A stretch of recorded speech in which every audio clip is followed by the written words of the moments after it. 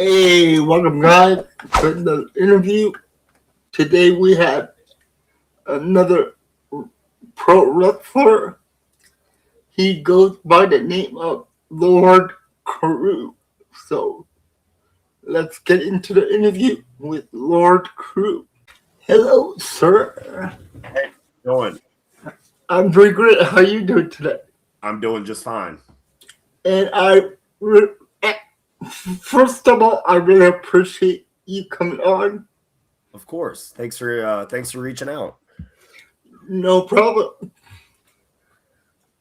So your in-ring name is Lord Crewe. Yes, sir. Yeah. So how did you come up with that ring name? So when I very first started wrestling, my trainer at the school that I went to, he kind of would just come up with ideas for guys based off of how they looked and kind of what was relevant at the time. When I very first started, Game of Thrones was very popular. Okay. So I guess he looked at me and saw that I'm a bigger guy and I have the big crazy beard. So he had this Game of Thrones character imagined for me. Okay. And I started out and I maybe wore that gear for like 6 months and I couldn't wait to get out of it. So I eventually changed my look, but the name just kind of stuck. So 10 years later, I'm just going to ride with it, I guess. Well, so you were in the business 10 years. Yeah, I just hit 10 years since I've had my first match back in November. Oh, wow. Okay. So what made you get into this wrestling business? So I had always been a fan of wrestling since I was a kid. I've always enjoyed it. I always, really, really liked watching it. But weirdly enough, I played music before I wrestled. Okay. So I used to play in bands and stuff when I was like late teens, early 20s. Okay. That kind of ran its course. I wasn't doing anything fun with my life. I was just working a job that I hated, but the money was good. So I kind of was stuck there. One day I was at the gym working out and I guess WWE must have been in town because I ran into Santino Marella and Damian Sandow at the gym. Really? And yeah, so we just got to talking while we were working out, and Santino, he said, you have a cool look to you, have you ever thought about giving wrestling a shot? And I was like, no, I never really thought about it, but that might be kind of cool. So I found a school, I went and got trained, and here we are. So how long did it take for you to actually get trained and get into the ring for it, like a first match? So it was just a little over a year. I trained right about a year, and then I had my first match. Yeah. And do you know who that was against? Yeah. So my very first match, it was actually it was at a community festival. And it was in a park. It was in a park in Cincinnati. Okay. It was against a guy named David Tyler. And him and I still talk from time to time. He's not really wrestling too much anymore, but we still run into each other around the city. And when we see each other, it's all good. But yeah, that was something. It was just funny because when you start wrestling training and I don't think you ever really imagine that that's going to be your first match. It's just going to be like outside in a park in front of like 14 people. but you know what? I'm glad it was like that because it allowed me to make some mistakes, and there wasn't too many people there to see it to crucify me for it. So how many promotions are you affiliated with? Oh boy. So since I'm an independent contractor, I can kind of just do whatever I want and go wherever I want. So as over the years, I've worked for a whole lot. Most recently, I've been working with a company up in Canada called NCG, the Noble Champions Group. Just started out with them, kind of digging it there. I did a tour with All Japan Pro Wrestling back in 2024. So trying to get back over there. I really enjoyed my time in Japan. Shoot, man. Exodus Pro up in Cleveland is kind of one of my main spots. That's run by EC3. I've been out to Championship Wrestling from Hollywood. So, I mean, I've been all over, man. It's just, I guess I've been flying under the radar a little. You mentioned that you wrestled in Japan with All Pro Japan. How was that like? That was a dream come true for me. Ever since I started wrestling, my biggest goal was to end up getting over to Japan and to be able to go over and work for a company like All Japan that has such like an awesome history. And especially such an awesome history with foreign wrestlers coming over. It really was just like the best case scenario. I got to compete in the Champion Carnival tournament. So when I look at the list of, Gaijin who have competed in that tournament, my name is now on the list with guys like Bruiser Brody, Stan Hansen, Terry Gordy, Dr. Death, Steve Williams. So, to have that accolade was a very big thing for me and very cool. Oh yeah, that's awesome. That is awesome. Yeah, it was great. So I was gonna ask you, what is the difference roughly in the States and over in Japan? Or is there a difference? Oh, there's a lot of difference. There's certainly a lot of difference. One of the big things is obviously the language barrier, trying to navigate the language barrier to, on that end of it. And then the other end is the fans over there are very different. The fans over there treat wrestling with a lot more respect, I think. And they treat it like the sport that it is, where I feel like sometimes over here, the fans tend to act, it's a little goofier here, I think, but over there they take it much more serious, and it's held in such a high regard there. So I think that's the big difference that I noticed, is just the way that the fans treat wrestling as a whole, and the way they treat the actual wrestlers is very different as well. I heard something about Japanese wrestling, but I'm not sure if it's true. When you first go over there, they call you a young boy. So the young boys are the ones who come up through their training system. Oh, okay. So those are usually the guys who train with the promotion. So like when I was there, they had young boys, but those were the guys who lived at the dojo, were still training. Oh, okay. And they are the guys that you see like ringside in the track jacket. Yeah. So those are the young boys. Yeah.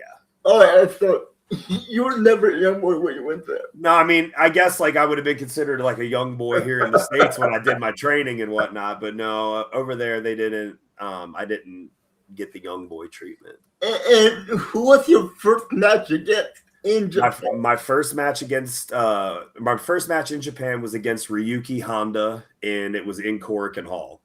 So so for me, being able to debut in Korakuen Hall was, again, it was the best case scenario, dream come true type thing. For maybe 2 years before I actually went, I had a picture of a ring in Korakuen Hall as the background of my phone, just so every day I would see that and it would inspire me to do the things that I needed to do to get there someday. Whether that was if I felt like I was going to maybe skip the gym, or, if I felt like I was too tired to get up and go get my workout in, I'm constantly looking at my phone. So that was always a reminder to, if you want to go get here someday, you got to put in the work. So to be able to have that be the building that I actually had my first match in, it was very surreal, but very cool at the same time. Because, when I first walked in there, I've seen so many videos of matches from there over the years and different people in that building. And then when I walked in and I actually could see it with my own eyes, I kind of felt the ghost of those people, like I kind of felt the presence of like a Masawa or, like Bruiser Brody. Like I looked up in the seats and I could almost just see him brawling through the, through the crowd and stuff. So it was cool. Like it was a very cool experience for me. Anyway, so how did you get the opportunity to go to Japan? So a promoter who I have worked for many years, Dave Marquez, he runs Championship Wrestling from Hollywood. He reached out to me. It was a connection made through him. So Okay. yeah, he was kind of the one that made that all work out for me. And how long did you spend? I was there for a month. So Oh, wow. I was there for just right at a month, and it was one of those things too where it felt like, for that being my first tour, that was like the perfect amount of time, because it didn't seem, it wasn't too short, but it also wasn't too long, because it did hit a point where, you know, I kind of started missing home a little bit, started missing my dog, you know, and Okay. you know, just but I would go back tomorrow if the opportunity was there. So how does it work over there in Japan? Do they have a lot of freelancers, or do they sign people to contracts?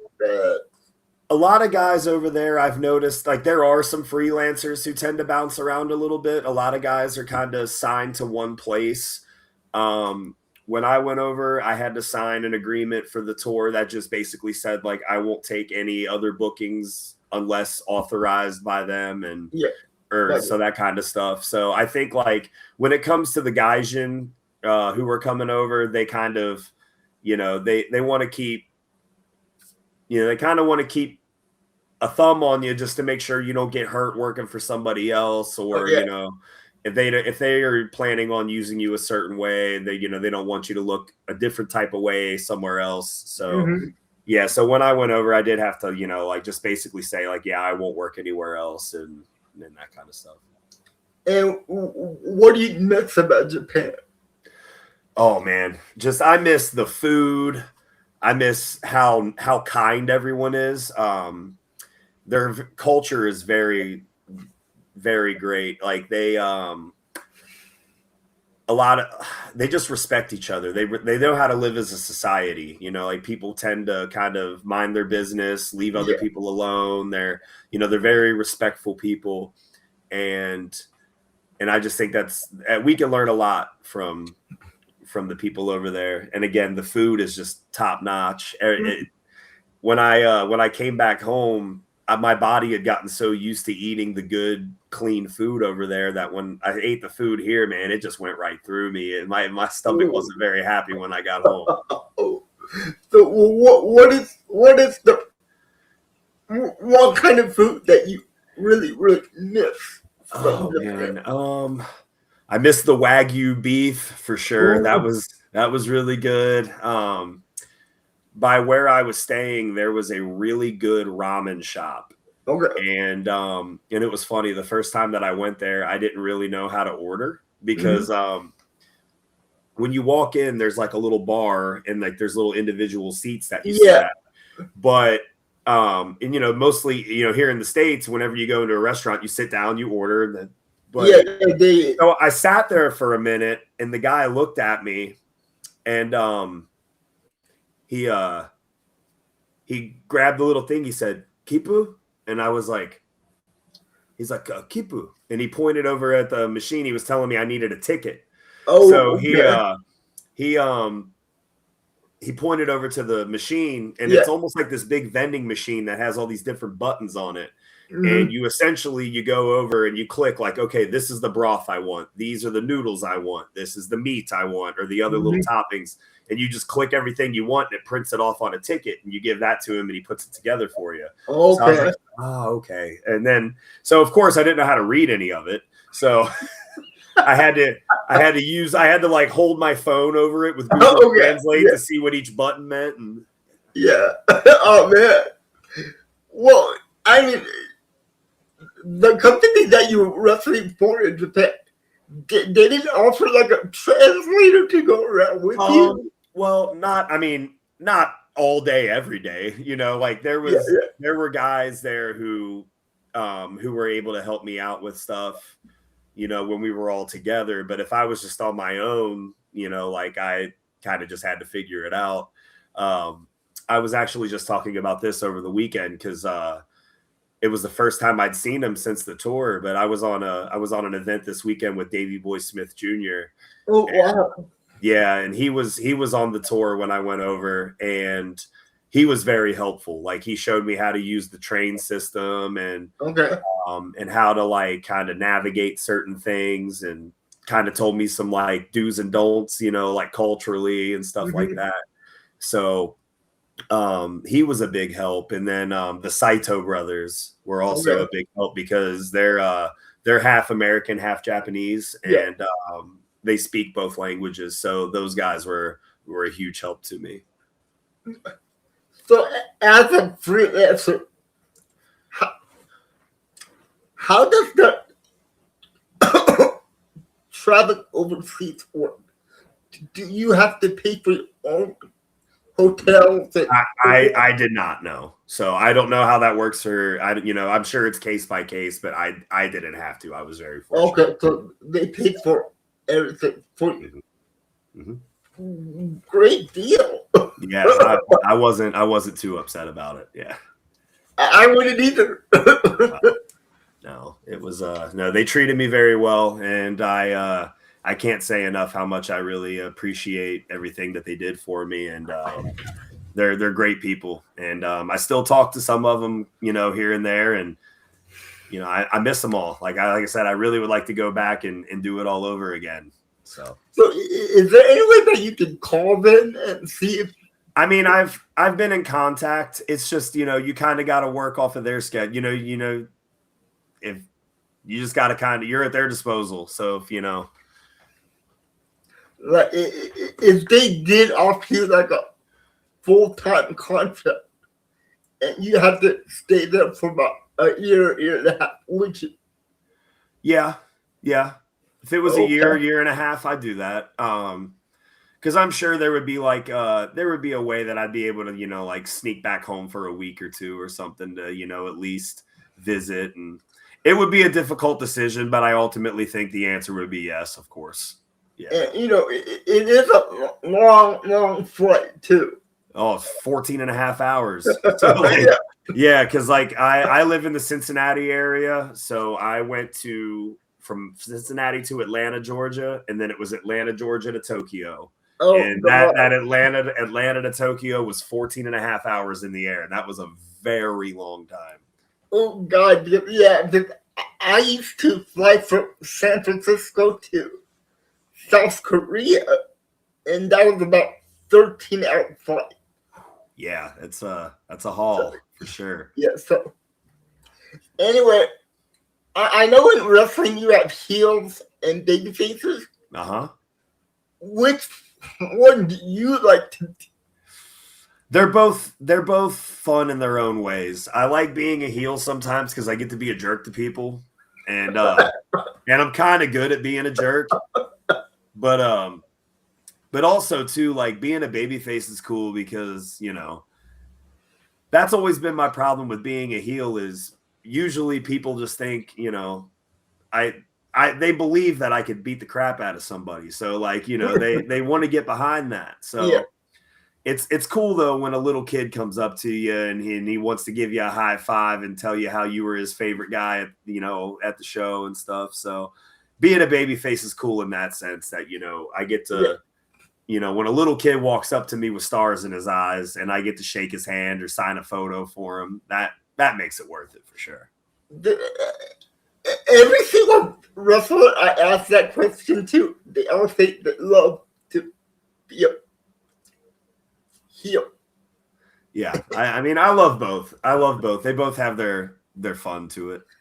But which one is hard to get a reaction from the crowd? For me, being a heel's harder. I know that sounds really weird because usually it's opposite, but I don't know. It depends. If I'm somewhere brand new, like if it's my first time somewhere, it's easier as a heel. But if I'm there for a little while, it becomes harder because people just start to want to cheer for me. I don't know what it is, but that's just been my experience. So you told me that the way you got into the wrestling business while you were working out, you met Santino and Damien Sandow. Yeah. in your whole career, have you ever got a tryout with like WWE or TNA or? I have never actually had a formal tryout. Oh, really? No, I've done some like AEW Dark and like Ring of Honor stuff. But no, I've never actually had like a formal tryout. So, that could change, who knows? But yeah, I've never, it's just never happened that way, So And is there any wrestler that you know on like AEW or WWE that you wrestled in previous before they got to the? Oh yeah, all kind of them. Let's see. I'm trying to just think off. When you ask, it's like every time I go, I feel like every time I go to or AEW, I see 20 people I knew from the Indies.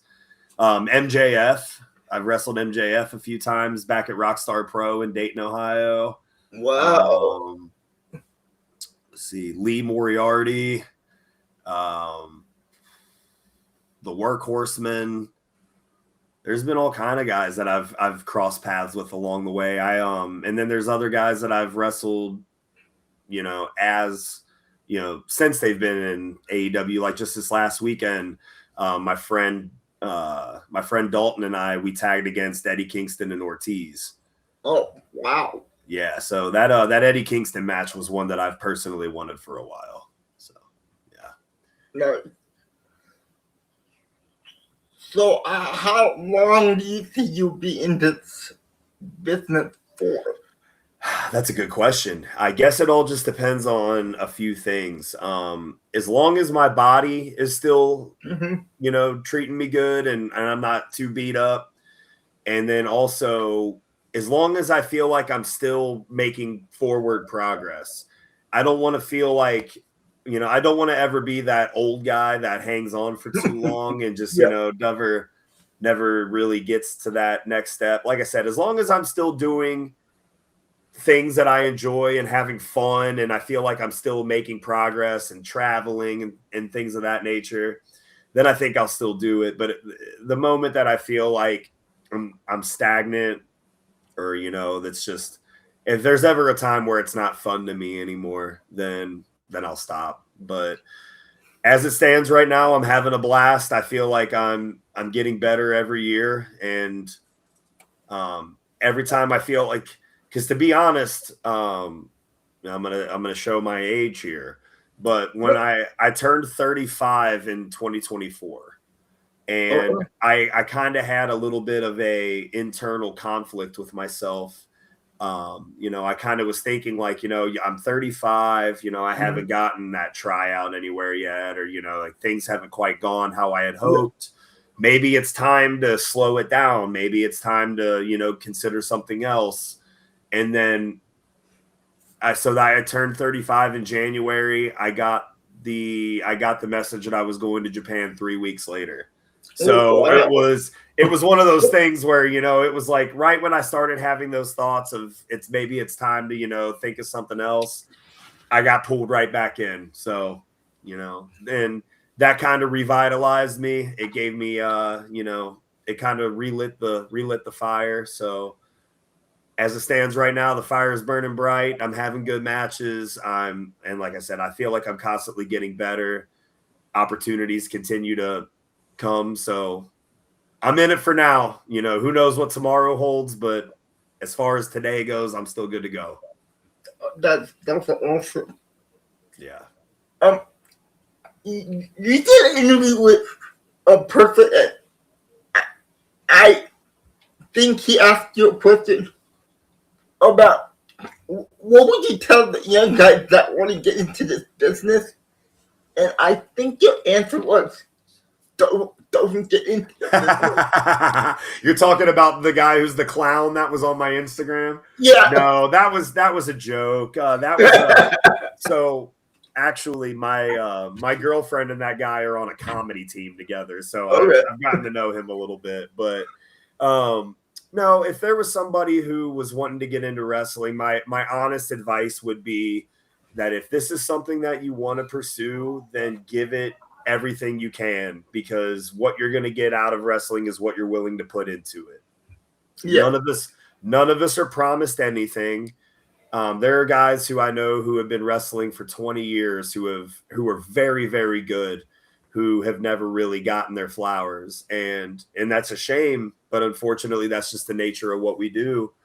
And, like I said, if you're going to do it, hope for the best, but prepare for the worst. Try to not let it get you down too much or break you down mentally. But if it's something you love and you want to give a shot, then I say go for it. But just be ready for it. It's a huge commitment. Huge commitment. And it hurts. Yes, it does. It hurts like hell. I actually check this out. See that bruise right there? Ooh. That's from Eddie Kingston over the weekend. So, yeah. Yeah. I see Eddie Kingston wrestle. He does hit. He throws those chops, that's for sure. So how did you feel taking your first back bump? My first back bump? It hurt, but it wasn't as bad as I thought. Honestly, the worst part of when I first started training was running the ropes. That was worse than actually bumping. Yeah, I heard those are painful too. Yeah, they are, because they hit you right here. And I had a big purple bruise on my side when I very first started, because you're teaching your body something. You're literally telling your body to do something you've spent your entire life telling it not to do. So it's so it's really funny when you think about it, because you've spent your entire life trying to stay up on your 2 feet and not fall down, but now you're trying to train your brain to throw yourself at the ground. So it's So in your 10-year career, have you had any major injuries? I've had 2. I ruptured my patella tendon in my left knee, which required surgery, and I was out for about 6 months. And then actually in that same spot where you saw that, I have a torn pec muscle. So you see how it's kind of messed up right there. I actually tore it my first day in Japan. So. Oh, and you wrestled with it? I had to. I wasn't going home. I'd worked 10 years to get there. I would be damned if I was going. The only way I was going home was in a body bag. There was no way I was going home. I mean, what was it like, the injury that Cody Rhodes had? Yeah, it's basically the same exact one, but mine was slightly different. It was so the way I describe it to people is when Cody tore his, he tore it like you would tear a piece of paper, right? Yeah. So mine, when I more so detached it. So where it connects to your arm right here, it popped off. So mine didn't bruise as bad as his did, because there wasn't as much blood vessels broken and stuff. So it didn't look nearly as bad as Cody's did. So when I tell people a torn pec, that's always what they envision, but mine didn't look anything like that. And did you have to go get surgery on it? I chose not to. So Really? I haven't gotten the surgery, and I've just been, it works. I can bench press. I can do push-ups. It doesn't affect me in the ring at all. So, but aren't you afraid that it's going to get worse, or actually does tear? It's not going to tear now because it's not connected to anything. So there's no tension on it to tear it. So I'll worry about it when I'm done. Yeah, the doctor told me that it's something I could always do later on. So I didn't. If I would have gotten the surgery, I would have had to have taken almost a year off, and I just didn't want to do that at this point in time. Yeah. So I took about 2 months away to let it kind of get a little better or whatever, but it wasn't an easy decision, but it's what I thought was best. If you can move it, it's all right. Hey, look, I'm good to go. And I just want to say thank you for your time. And the last question is, if you could put 5 independent wrestlers on the Mount Rushmore of wrestling, who would you pick? Independent wrestlers. Yeah. Okay. All right. So 5 independent wrestlers that I think right now would be like my current Mount Rushmore of independent wrestling. Yeah. There's a guy from Cincinnati here, and and I'm biased in this one, but he's a very good friend of mine, and he's kind of one of those guys that I've talked about that have wrestled for 20 years and is so good, and he can give anyone a good match. He's like the king of making people look great. And I just feel like he's unfortunately never been given the love and respect that he deserves and that big spot on TV somewhere. But his name is Aaron Williams. I would put him in there. How many's on a Mount Rushmore? 4, but you said 5, right? Yeah, 5. All right. Then I'm going to go with Richard Holiday. Okay. I think right now what he's doing is he has this whole thing figured out as far as how to market yourself, how to build a brand around yourself, how to, just make this business work for you. I think he has that figured out, and he's very good in the ring as well. I've wrestled him a few times, and every time it's been great. Another friend of mine who I'm going to put in there is Jack Vaughn, the veteran Jack Vaughn. I don't know if you've seen his videos that go around, but he's the bald guy with the mustache that makes the goofy wrestling videos. Yes. So he's a really good friend of mine, and he's a guy that is wrestled for, again, he's probably close to 20 years or at least 15. And he's another guy who was in a position where he felt like he was ready to maybe hang it up. But he changed some stuff up. He, really tapped into the social media thing, and he's made a decent name for himself. And now he's getting all over the place. He's, wrestling for the NWA now. And, I'm super proud of him. Let's see, a couple more independent guys.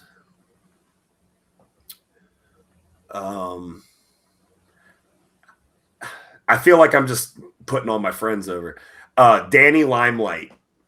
If you're familiar with Danny Limelight, he's a Los Angeles guy, but he is he's done stuff with, I met him at Championship Wrestling from Hollywood. He does stuff with Booker T's Reality of Wrestling down in Texas. His mic skills are top tier, and so he's going to be my promo guy for my Mount Rushmore. Okay. And then I think my last one is going to be Cruel. The Atrocity Cruel. I know he's mostly a deathmatch guy, but he's like 6'8", 6'9", just massive human. And you know what? Actually, hold on. I'm gonna do one more because I'm gonna do a tag team. Okay. I'm gonna do a tag team, and I'm gonna do the main event from Pittsburgh. Gannon and Duke. They're just freak of nature athletes. They're both like 6'5", 200 something pounds. Just looks like they're chiseled out of granite. They're just excellent wrestlers. And those guys, it's criminal that they're not on television somewhere. So that's going to be, there's my Mount Rushmore of independent wrestlers. Well, that's a great list. That is a great list. So anybody watching, I implore you to go give all of those gentlemen a look. Yeah. Maybe I can get the contact, and maybe they could. Hey, yeah, maybe. They're all great dudes. I know that, they do these sorts of interviews all the time, and they'd probably be more than happy to do so. I can't speak on their behalf, but yeah.